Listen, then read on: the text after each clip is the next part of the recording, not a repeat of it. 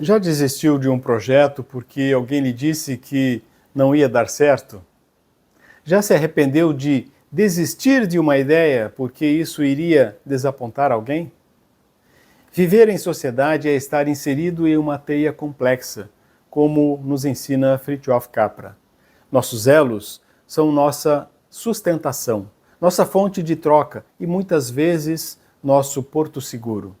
No entanto, quando decidimos mudar de rota profissional, esses mesmos elos podem se tornar os maiores obstáculos. É o momento em que amigos e familiares, todos movidos pelas melhores intenções, começam a opinar sobre o que devemos fazer. O perigo é que, na nossa ânsia por aprovação, podemos acabar vivendo a vida que eles acreditam ser ideal e não a que desejamos para nós. Fique até o final para conhecer algumas alternativas de como lidar com isso.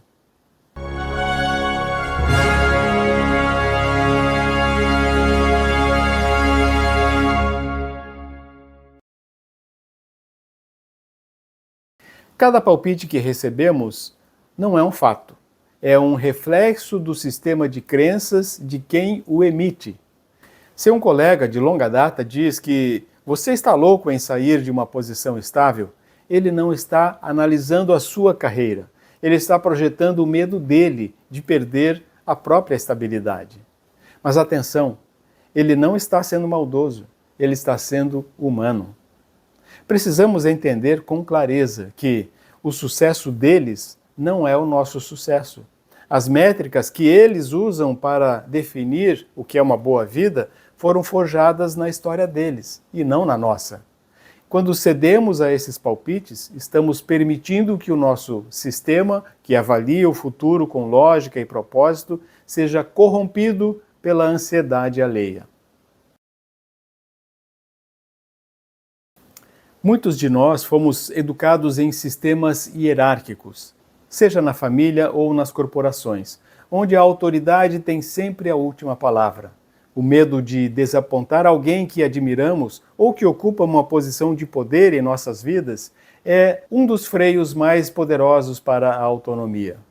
Mas precisamos perguntar: por que a opinião de alguém sobre a minha vida deve ser mais importante do que a minha própria vivência? Questionar o palpite de alguém não é um ato de rebeldia ou falta de respeito, é exercício fundamental da autonomia adulta. Respeitar alguém é ouvir o que a pessoa tem a dizer, processar o conteúdo e agradecer pela contribuição, mas manter o controle nas próprias mãos. A autonomia não é a ausência de conselhos, mas a capacidade de filtrá-los.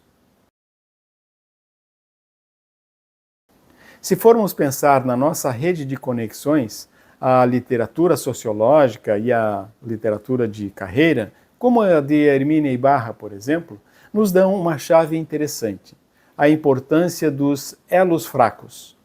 Muitas vezes, as pessoas mais próximas, os elos fortes, são os que menos nos ajudam nas transições. Eles têm uma imagem cristalizada de quem somos nós. Eles nos veem como o diretor, o especialista, o sócio. Quando propomos uma mudança, eles resistem, pois a nossa mudança altera a teia onde eles também estão inseridos. Já os elos fracos, pessoas de fora do nosso círculo íntimo, conhecidos que ocupam outros espaços, podem ser mais úteis. Eles não têm uma imagem pré-concebida de nós. Eles nos permitem testar novas identidades sem o peso da expectativa de quem nos conhece há 20 anos. Ao construir a nossa teia para a travessia, é importante aprender a valorizar a opinião de quem tem a isenção necessária para nos ver. Não como um papel social, mas como uma potência em expansão. Como integrar esses palpites na nossa auditoria de risco sem permitir que eles nos paralisem? Tratar a opinião como um dado e não como uma ordem. Quando alguém nos disser, não faça isso, pergunte, quais são os dados que sustentam essa sua visão? Geralmente a resposta será, eu acho que é arriscado. Perceba a diferença. Se o plano é baseado em dados concretos, o palpite que é baseado em intuição, não é uma alternativa consistente. Insira nos seus testes. Se um conselho for pertinente, podemos transformá-lo em um teste de baixa fricção. Se alguém diz que o mercado para a nova carreira está saturado, é coerente usar essa informação para investigar o mercado antes de pular, usar a dúvida do outro para fortalecer o nosso projeto. A decisão final é soberana. Quem vai acordar na segunda-feira para enfrentar a realidade do nosso caminho? O peso do risco real recai sobre os nossos ombros, não sobre os ombros daqueles que estão dando palpite. A história está repleta de pessoas que tiveram sucesso porque foram surdas para o conselho da rede. Eles não foram grosseiros, mas foram implacáveis com a própria visão. Eles entenderam que, ao final da jornada, a única pessoa com quem teremos que prestar contas é com aquela que vemos no espelho todos os dias. Uma transição com maestria consiste em manter a elegância nas relações e a firmeza na direção. Para não criar rupturas em nossa teia de relações, podemos dizer: eu entendo a sua preocupação, agradeço muito por você se importar comigo, mas decidi seguir por este caminho. Pessoas que demonstram autonomia clara e gentil muitas vezes acabam conquistando o respeito daqueles que, a princípio, tentaram dissuadi-las. Um elo em nossa rede que pode atuar como um auxiliar do nosso filtro de alta precisão é um mentor.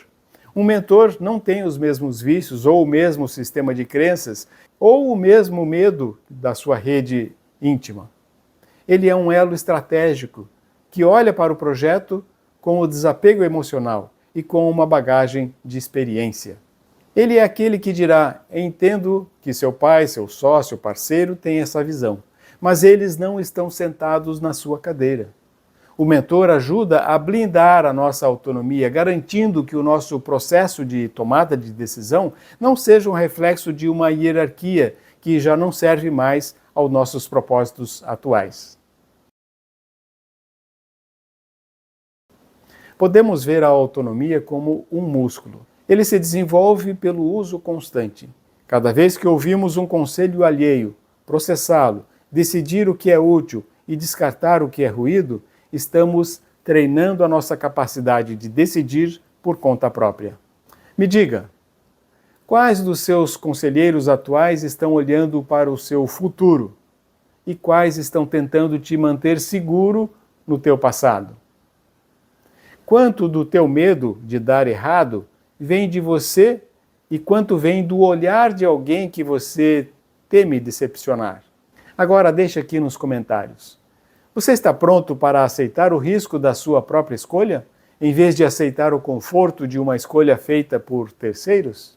A rede de conexões é o que nos permite sobreviver e prosperar, desde que ela não se torne uma corrente. A maestria, afinal, é também saber estar profundamente conectado às pessoas, sem nunca se desconectar de si mesmo. Gostou?